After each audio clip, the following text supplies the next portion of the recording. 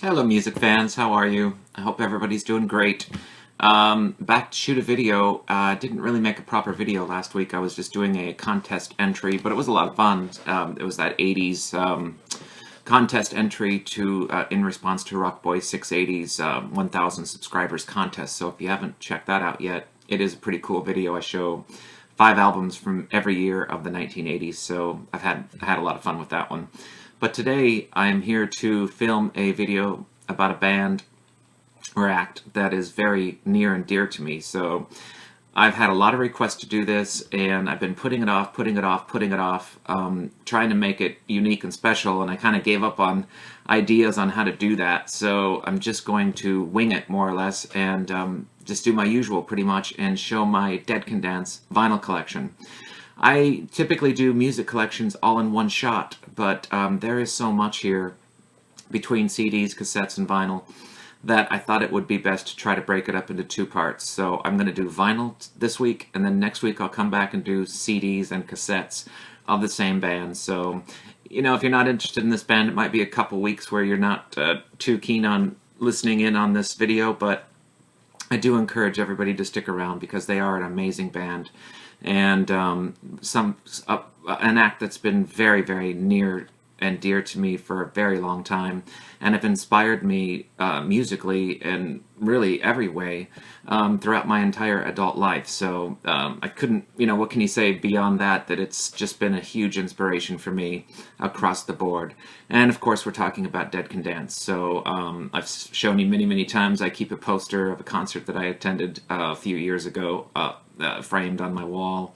There's a lot of stuff to go through, so I guess the best thing to do is just get right to it. Dead Can Dance were formed in Melbourne, Australia in 1981, and pretty much right away after that relocated to London and started their career. And I think pretty much straight away after getting discovered by the label founder of 4AD, got signed to 4AD Records, and we're one of the first bands signed to that label.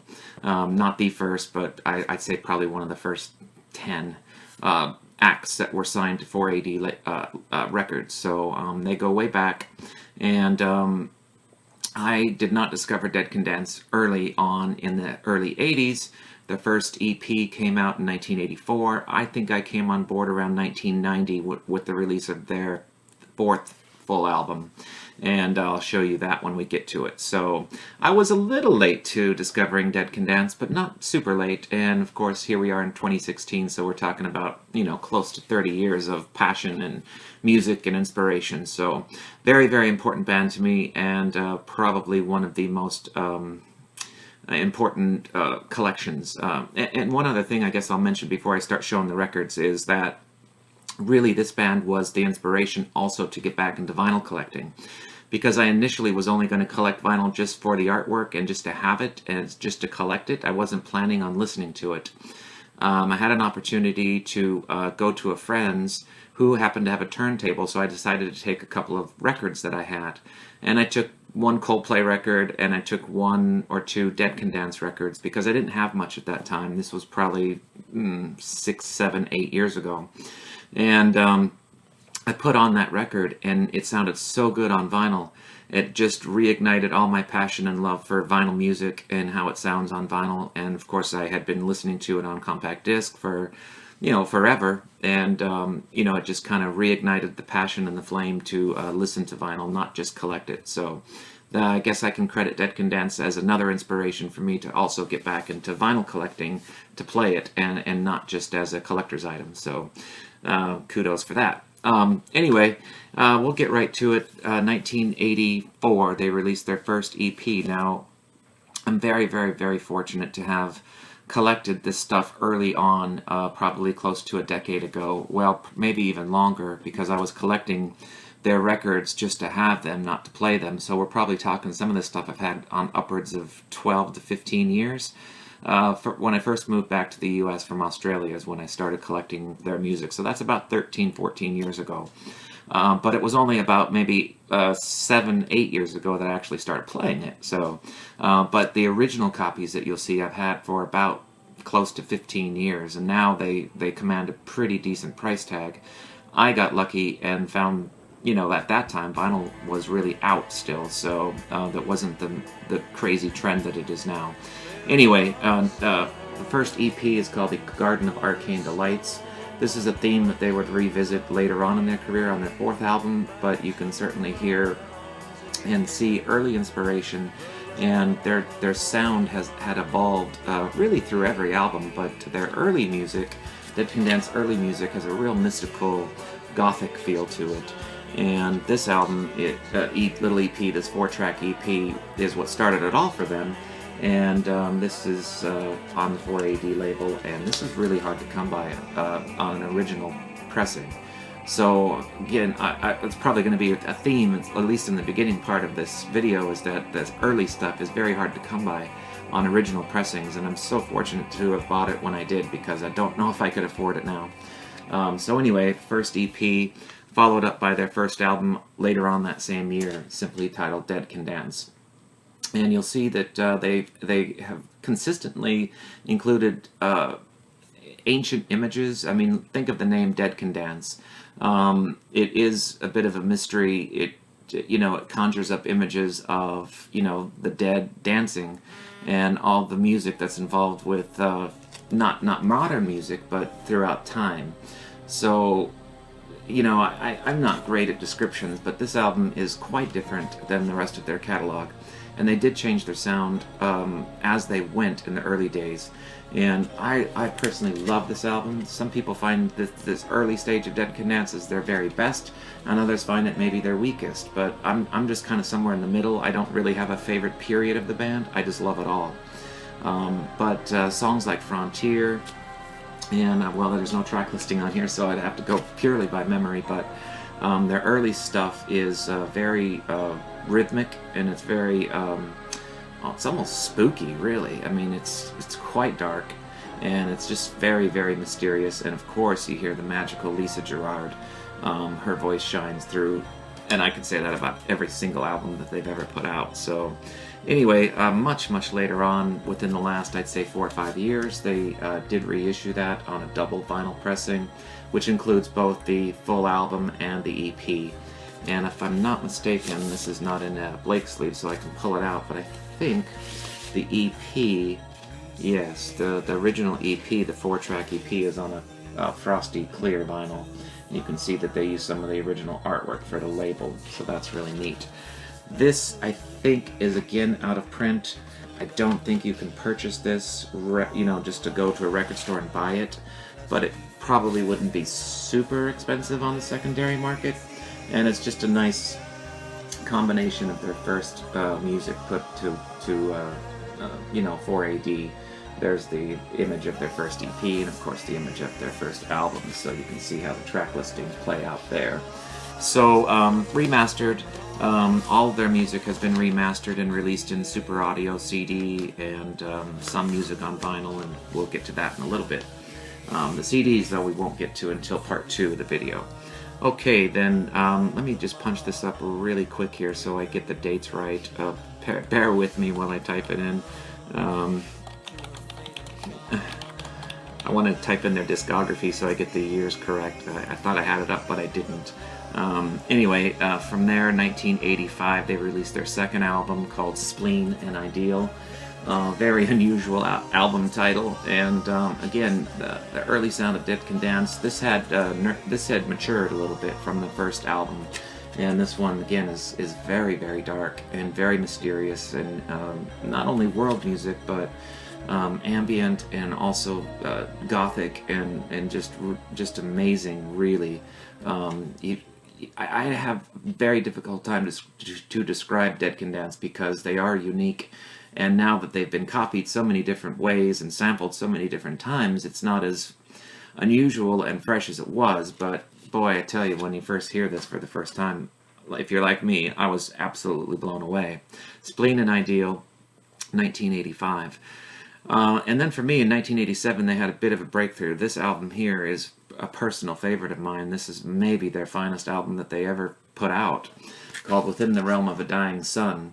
These are all original pressings. In fact, this one I have 2 of. I only have 1 of Spleen of Ideal, but I do have 2 original pressings of Within the Realm of a Dying Sun. And since I took it out, I'll just leave it out. But they're both in very, very nice condition. This one's still real glossy, and let me just show you the inside real quick. There's not much to it, really. It's just a silver bag.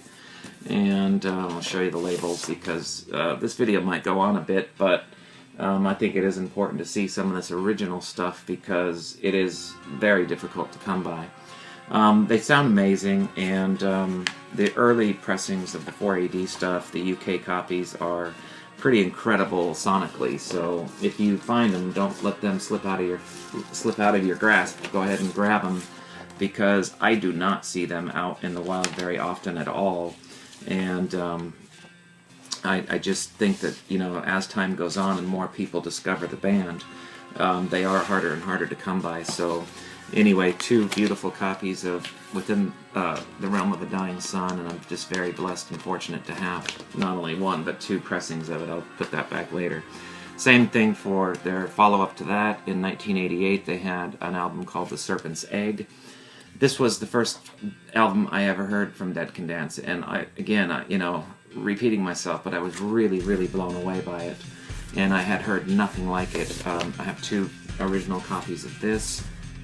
Both are in really, really nice condition, and I, you know, would never dare sell them, you know, so don't message me if one of them is for sale, because the answer is no. Here's the track listing on this one. You know, and their titles really are irrelevant, because it's not music that you would say, oh, I know that song. It's this song because of the lyrics and whatnot. It's difficult. I mean, there's maybe a couple of exceptions, like Severance. You would recognize that probably from the lyrics. The songs that Brendan Perry sings maybe become a little bit more commercially acceptable, I guess, or, you know, something that you could hum along to, you could follow along with the words.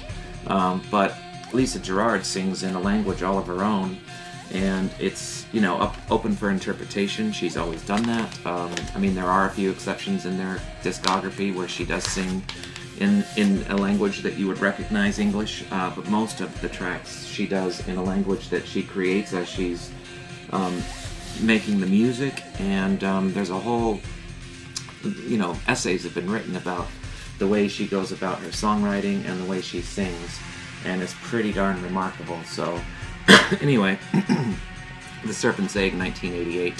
1990, 2 years later, they released an album that I absolutely dearly love too. I mean, all of their albums, I'm going to say the same thing, called Aion, or Aion, I'm not exactly sure how you pronounce it, but these are both, again, two copies, original pressings of that album on 4AD.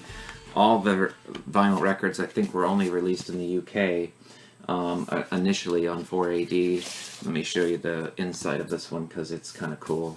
It has an original inner bag, both copies do. These are in really remarkable condition, and here is the, sorry about the glare, but there's the label here if you want to see that. This album here is, again, a little bit of a shift from The Serpent's Egg. I'd say their first three albums have a little bit of a similar feel to it. This one is a little bit less gothic, a little bit less dark, and a little bit more, I guess you would maybe say, uplifting. But certainly one of their finest works.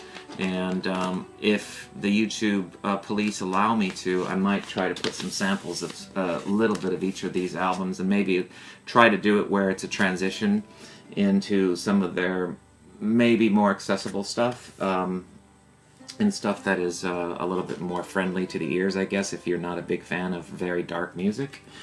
You can see that they're all original English copies, British copies. And they took a little bit of a break.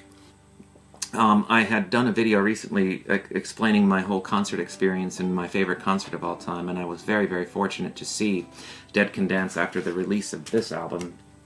And I did that for Ross Goodall's 200 subscribers contest when he was talking about your favorite concert experience of all time. So go back just a few videos and you can hear a little bit more about that concert experience. I won't want to repeat myself here. But 1993, they released an album called Into the Labyrinth. This is an original copy. These are really, really hard to come by. You know, at the time, 1993, vinyl just wasn't really that popular. This is a non-gatefold original British copy. You can see how beautiful, beautiful artwork. 4AD is notorious for their artwork. There's been books written about it from Von Oliver, you know, V23, Envelope 23.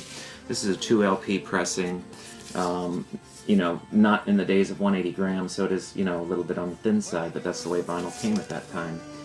It's just a beautiful album. I just absolutely love it. I cherish these original copies and I baby them. I've got some really, really super thick special outer sleeves that I purchased a long time ago, and I reserved those for extremely important albums, and all of their catalog certainly qualifies for me because these are cherished items for me. So original copy of Into the Labyrinth from '93. That album was re-released again, I think sometime in the past 5 years, on Mobile Fidelity Sound Lab, which is an iconic label that reproduces audiophile quality music, and it just sounds spectacular on Mobile Fidelity. And this is still available, so you could probably pick up a copy of that. They're out, you know, anything Mobile Fidelity doesn't come cheap. Even if you find one that isn't secondary, you know, in a record store, you're going to pay about $45, $50 for that, and they are numbered. I've got number 4,346, and not a great number there, but I'm just so pleased to have it. I don't know how many were pressed, probably 5,000, 10,000 maybe at the most. Okay, so they released an album which is quite unusual in '94. The year after they did this, they went on tour. But they really didn't sing any songs from the album. They did a whole new catalog of music for the most part, which is highly unusual really, because they went on tour to promote their album, but yet they didn't play any songs from the album. They pretty much played all new music, which wasn't on the album, with a few exceptions. And it's called Toward the Within.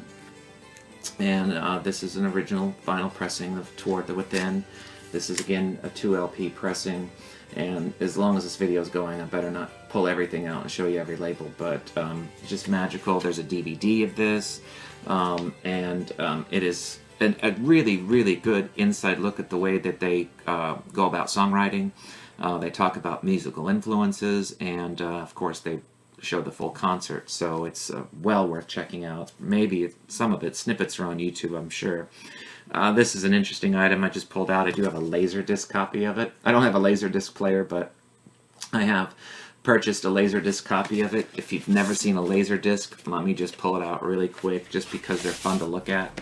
And I don't get to pull this out very often because I have nothing to play it on, but they're just basically like a huge compact disc.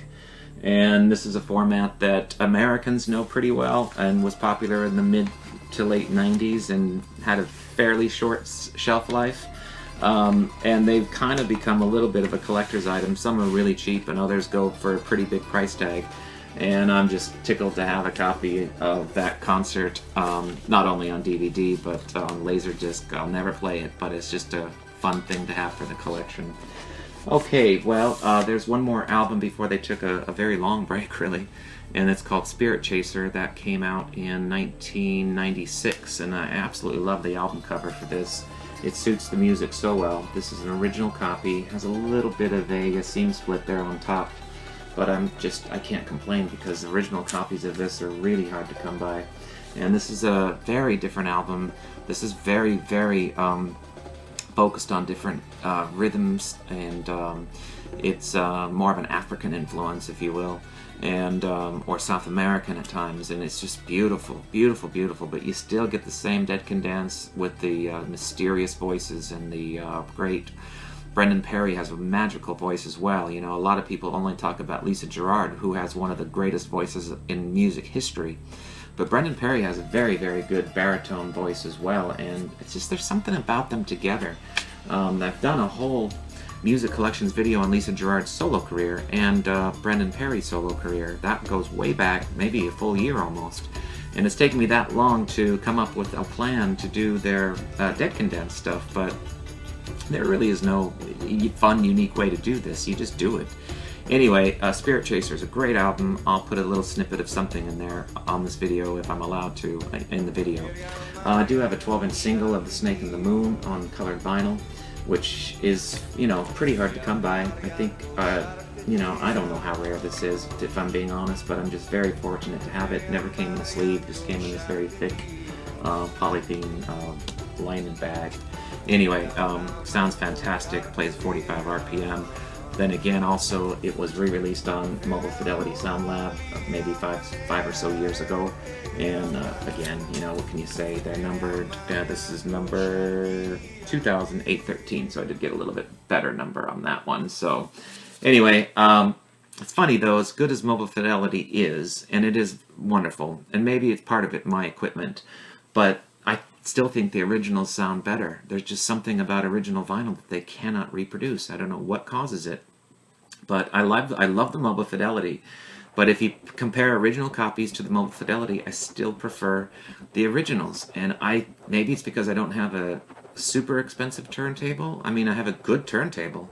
And I think it's just you really need the audiophile equipment to fully appreciate the Mobile Fidelity. That's probably what it is.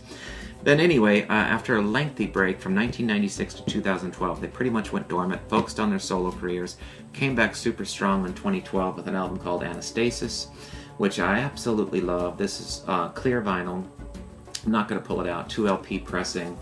And this one is readily available. You can get this just anywhere, so nothing too special about it, but it is a magical album, and I was very fortunate to see them here in Austin, Texas on that tour, and it was still an amazing experience. Never can quite recapture that first initial wow when you first see someone live, but came pretty darn close. So from that tour, they released a concert 3 LP set called That Can Dance in Concert. I have 2 copies of that. I'm showing you my sealed one. I do have a copy that's open and I play it. This one is just part of the collection I keep sealed. Believe it or not, this is already commanding a lot of money. Unfortunately, it's hard to come by. They must not have made too many of those, so I'm very happy to have sealed copy and a playing copy of that. When they did the remasters, probably in the mid-2000s, or maybe a bit sooner than that, they did 2 box sets of the original 4AD stuff. They did Dead Can Dance 1. This has the first few albums in it, and I'm just going to show you just a couple things on this. I'll just show you that it also comes, what's special about these, and the reason, well, one of the reasons I bought it, I'm a super collector, and then also it has the John Peel sessions in it. And that is the first time we've ever had that on any format. And it just has, you know, just 4 tracks, but they're, you know, Peel sessions, which is really, really cool to have. And I'm so fortunate. They did change the covers just ever so slightly. If you recall, it was a full image on the original pressings. If you see these are repressings with the black border. Anything you see with a black border, because these were sold individually as well, not just in a box set. These are reissues. They sound great, nothing wrong with buying them, but they are, if you see the ones with the black border, those are represses. Then they did also Dead Can Dance box set number 2, which has Within the Realm of a Dying Sun, the Serpent's Egg, Aion, and another John Peel session. And this was a very plain, simple design, but that is consistent with the way 4AD has kind of reissued their stuff of late. And the first box set is extremely hard to find. This one, not as much for some reason. Maybe they made more of the second one against the first one. I don't know. But the first one, it took me forever to get it, but I'm so fortunate that I have it. And the second one, I got relatively easy, so go figure. And then the kind of the pride and joy of my collection. All of the music is fantastic, and they're all, you know, very, very close to my heart. But this particular item that I saved for last to show you is very rare, very hard to come by. I've only ever seen one other being sold, and I've been a fan for a long time, so I jumped on buying it. When it first came out, there was only 500 made, and I got number 88 of 500. This is a live 3 LP pressing of a concert tour that they did in Chicago. This is one of the concerts they did, Chicago, the 12th of October 2005, and I do have it signed. They all came signed, all 500 copies, by Lisa Gerrard and Brendan Perry.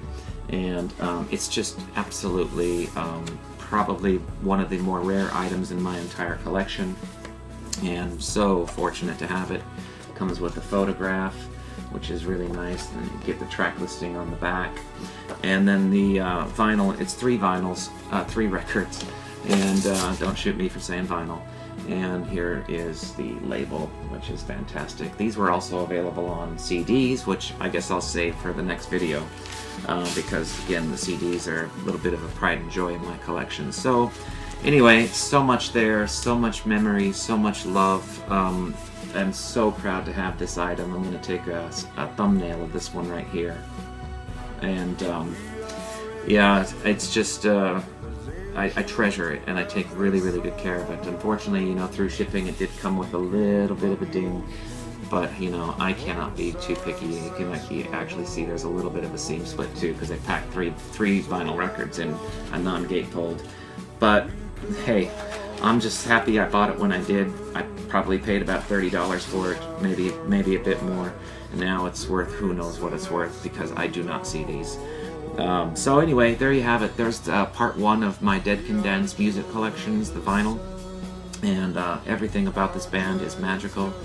Hopefully you like what you hear in the background and you want to check out some of their records. CDs are really easy to come by for the most part, and that might be the way to go for most people. But if you're a vinyl record fan, just be patient, don't overpay, and take your time. And I think some of the stuff you can find. Start with Anastasis; it's a great album. So anyway, that's it for this week. I'll be back next week for part 2 of the Dead Can Dance music collection, and I'll show you cassettes, and I'll show you CDs, and maybe a couple other miscellaneous things that I've accumulated, posters and tour programs, and you name it. I'll pull out as much as I can without making it ridiculous. So that's it. Take care for now, and we'll see you next week. Bye for now.